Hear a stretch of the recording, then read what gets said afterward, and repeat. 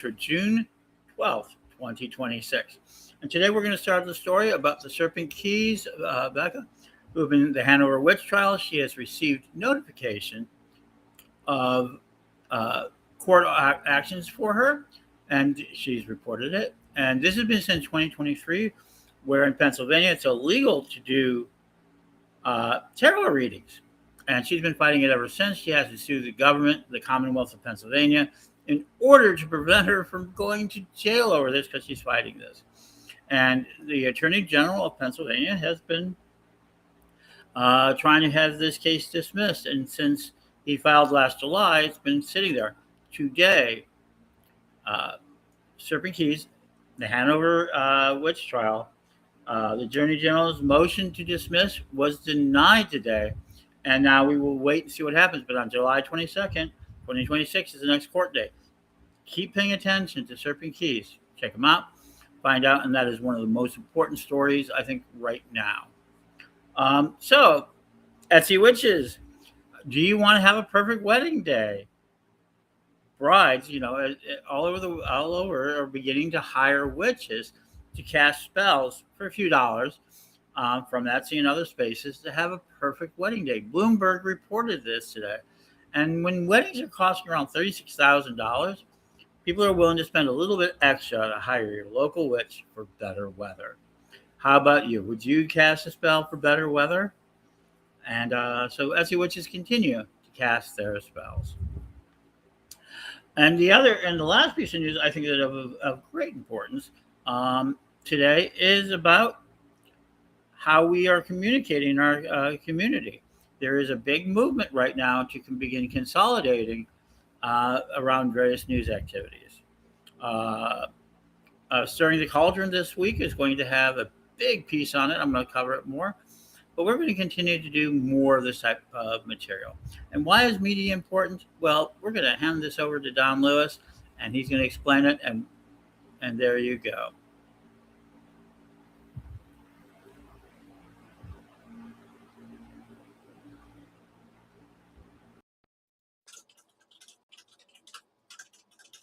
Hello, this is Rev Don Lewis, and this is my corner of Pagan Nightly News, where I will give you my editorial opinions on news stories and other subjects of interest to our community, as well as my personal thoughts.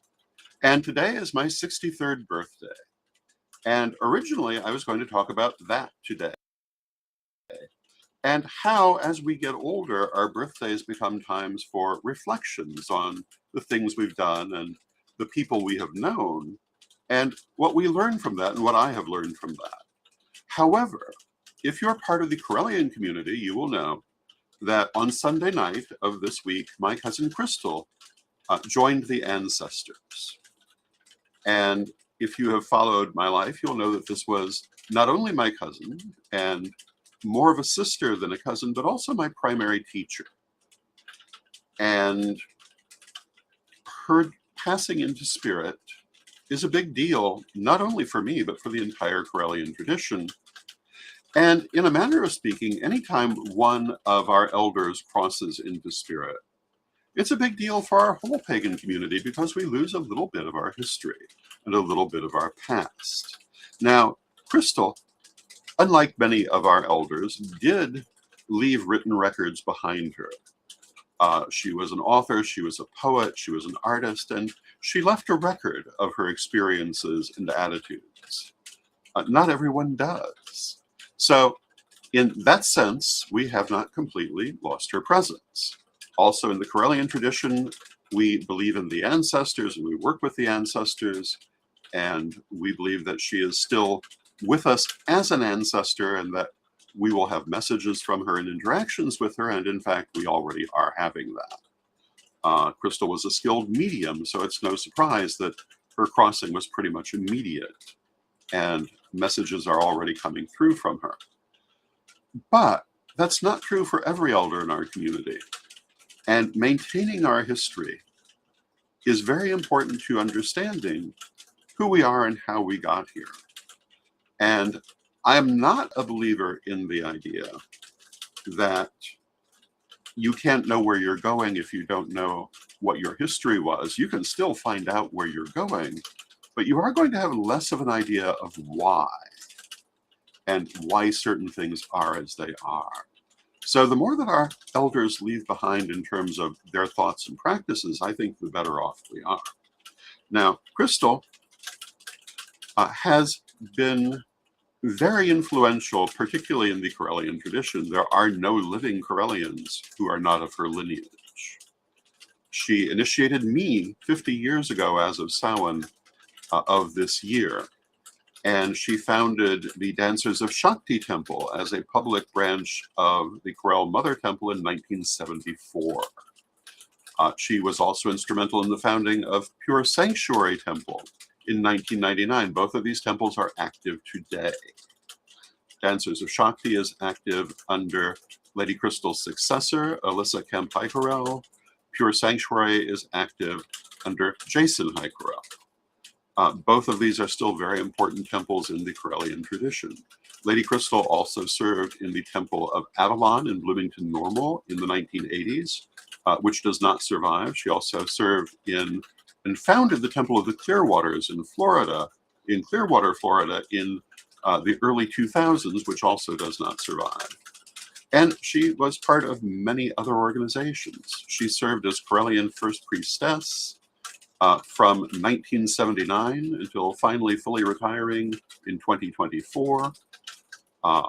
She was a member of the Pagan Spirit Alliance, joining in 1978, a member of the Fellowship of Isis, joining in 1986.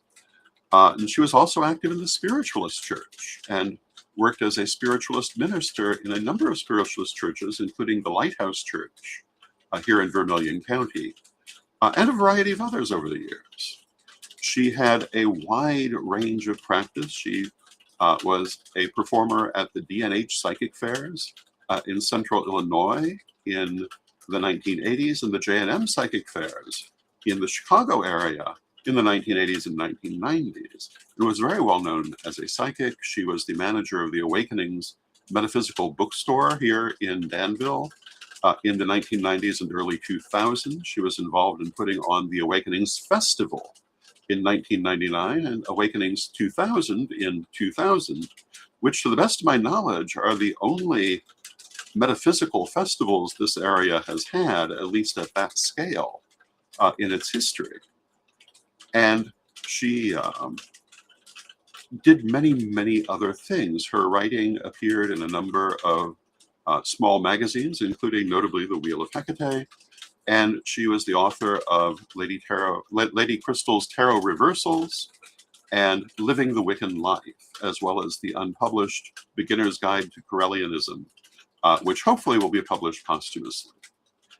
And also created many videos for Magic TV, including the video version of Lady Crystal's Tarot Reversals, and also hosting the Living the Wiccan Life talk show in 2006. She had a very full career. Now, these last years, she was not so active.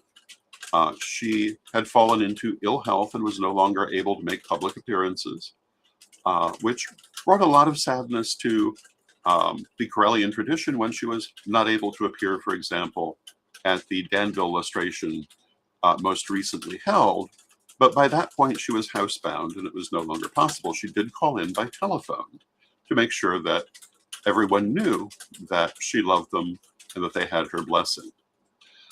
I was fortunate to see her just a couple of days before her passing, and one of the things that she made a special point to do was to convey her blessing onto the Correllian tradition and its members, because even then, on her deathbed, everyone in the tradition was on her mind.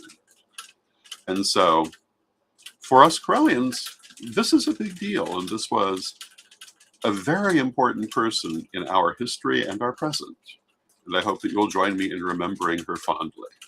But of course, she will also remain as an ancestor and an active participant in the tradition from the realm of spirit.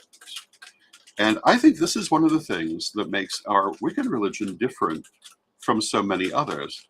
Our heavy interaction with the ancestors and the spirits that allows us to say that We don't believe in the afterlife. We experience it and we know it. And so if you practice spirit messaging, perhaps you'll get a message from Crystal. Many of us already are, and certainly we expect her to remain as prominent in the court of the ancestors as she was in life. And so with that, I thank you, and I'll be back with more interesting things to say, hopefully interesting things to say, in our next installment. And until then, may you blessed be. Rev Don's Book of Stones, Metals, and Crystals. Everything you always wanted to know about the magical and spiritual properties of stones, metals, and crystals in one book. Get your copy today at CorellianPublishing.com.